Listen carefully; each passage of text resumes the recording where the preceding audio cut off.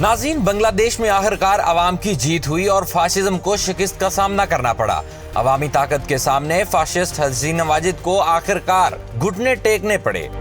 नाज़रीन, 300 से जायद हुकूमत मुखालिफ मुजाहिरीन की हलाकत और वसी पैमाने पर अवामी मज़ाहमत के बाद बांग्लादेशी वज़ीर आज़म शेख हसीना वाजिद को न सिर्फ इक़्तिदार छोड़ना पड़ा बल्कि पूरे बांग्लादेश में इन्हें कोई जाए अमान न मिली और वो भारत फरार हो गई।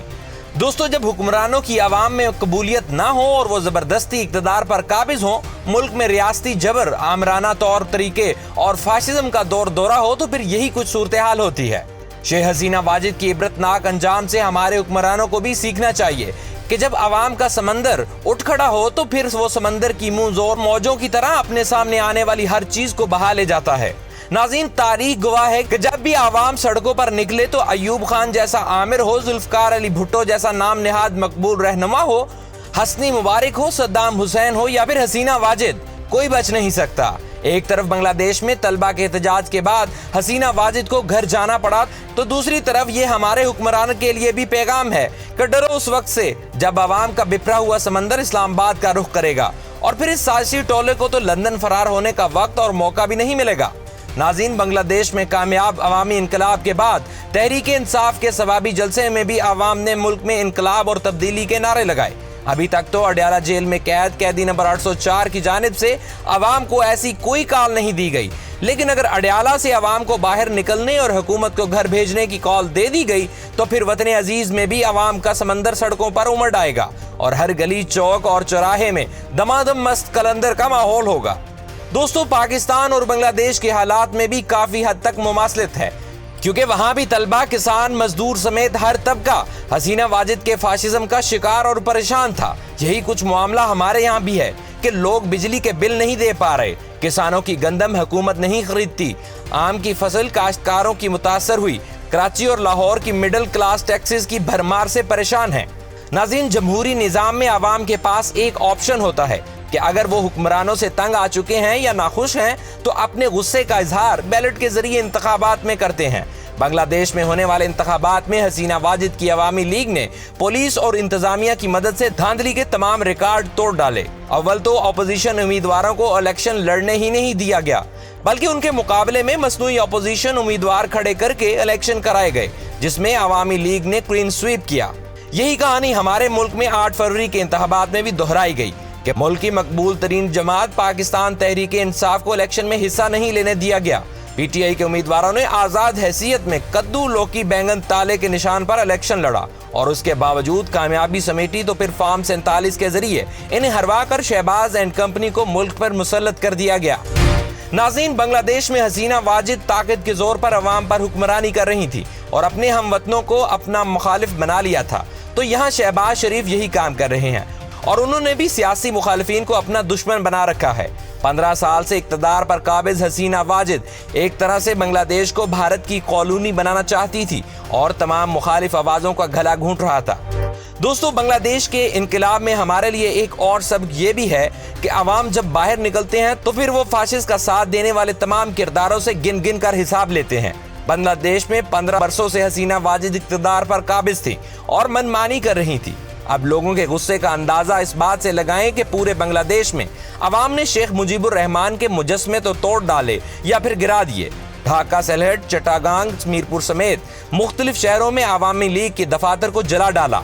वजीर दाखिला असदुज़्ज़मान खान समेत हसीना वाजिद की काबीना में अहम ओहदे पर बैठे वजीरों की रिहाइश गाहों को भी मुश्तअल हजूम ने फूंक डाला। नाज़रीन, धान मंडी में शेख मुजीबुर रहमान की आबाई घर को हुकूमत ने बंगला बंधु म्यूजियम दिया था। इस म्यूजियम पर मुश्तमिल हजूम चढ़ दौड़ा और ईंट से ईंट बजा डाली।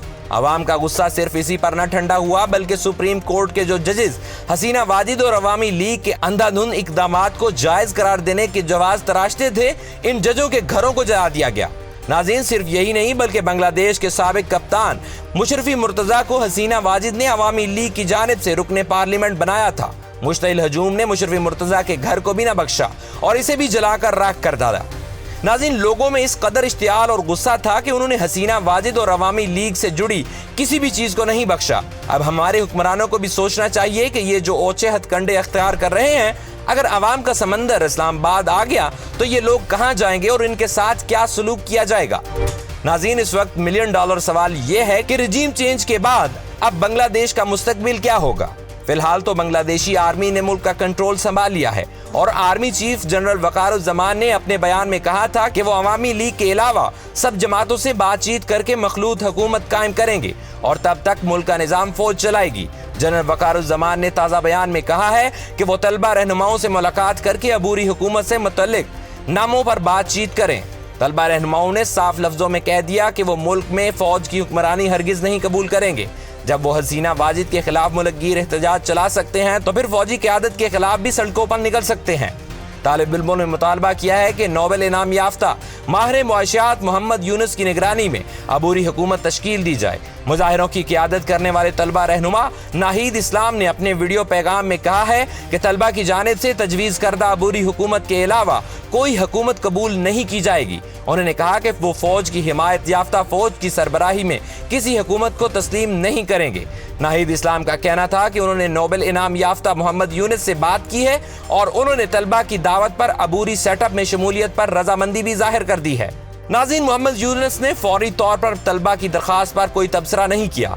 84 साल मोहम्मद यूनुस ग्रामीण बैंक में साबिक मैनेजिंग डायरेक्टर हैं, जिन्होंने बांग्लादेश में गुर्बत के खात्मे के लिए की जाने वाली कोशिशों के नतीजे में 2006 में अमन के नोबेल इनाम से नवाजा गया था। मोहम्मद यूनुस ने देही इलाकों के पसमानदा अफराद को गुर्बत से निकालने के लिए इन्हें छोटे छोटे कर्जों का प्रोग्राम शुरू किया था, जिसके नतीजे में लाखों बांग्लादेशी अफराद गुर्बत से निकलने में कामयाब हुए थे।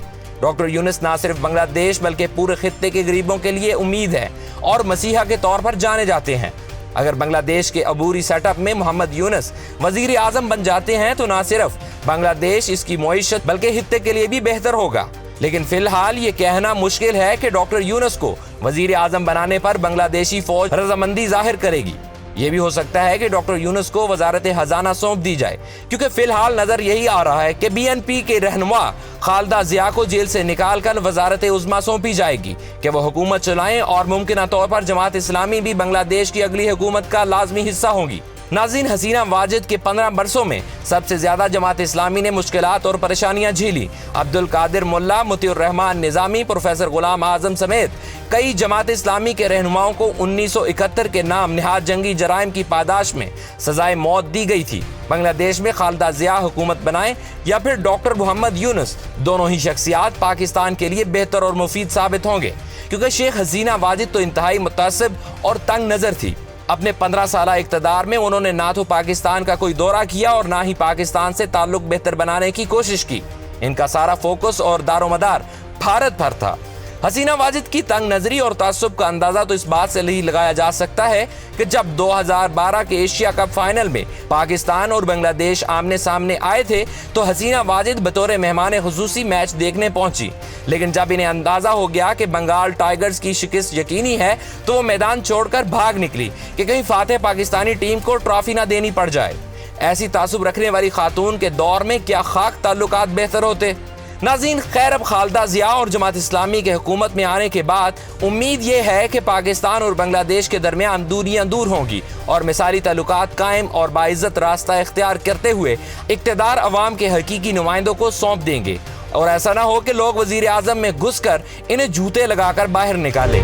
हो सकता है शहबाज सरकार भी खुद भी हसीना वाजिद के अंजाम से कोई सबक सीख लें, लेकिन तारीख का सबक है कि इससे कोई सबक नहीं सीखता। और आखिर में हमेशा की तरह दुआ है कि अल्लाह रब्बुल इज़्ज़त पाकिस्तान को नेक और साले हुक्मरान अता फरमाए और इस मुल्क को क़यामत तक जिंदा रखे। आमीन सुम्मा आमीन। पाकिस्तान जिंदाबाद।